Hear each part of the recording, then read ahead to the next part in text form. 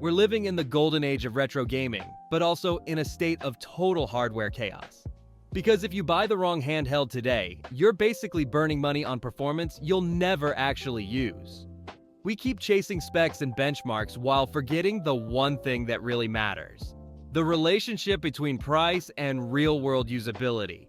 Devices like the legendary R36S, the new Retroid Pocket 6, and the ultra-premium AYANEO Pocket S couldn't be more different. Yet they all promise the same thing: the perfect mobile gaming experience. So forget the classic comparison. The real question is this: how much do you actually have to pay to be happy?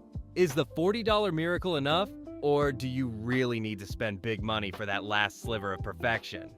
Subscribe to the channel and let's jump right in. Let's start with the R36S. It's the most honest device in this comparison.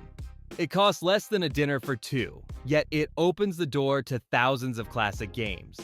There's no high-end hardware here, no PS2 dreams, no AMOLED display.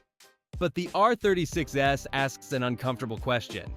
If I'm having just as much fun playing Pokemon or Street Fighter on this little plastic device as I would on a $300 handheld, why am I spending more?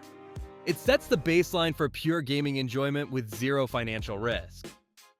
The Retroid Pocket 6 is the answer to exactly that question.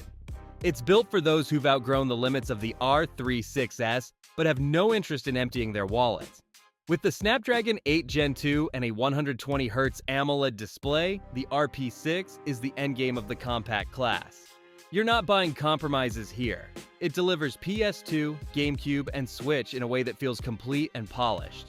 This is the device for people who want to play, instead of constantly digging through settings to recover lost FPS.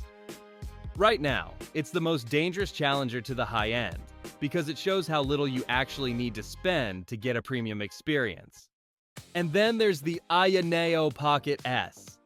This is high-end in a compact form factor, a technical showcase. AYANEO goes all in on premium materials and the latest chipset. It can do everything, it can emulate everything, but at what cost? Here, you're paying a massive premium for that last fraction of performance and the luxury feel.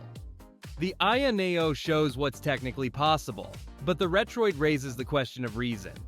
Is the added value really worth double the price when the RP6 does 95% of the same job just as well? So, which device actually makes sense?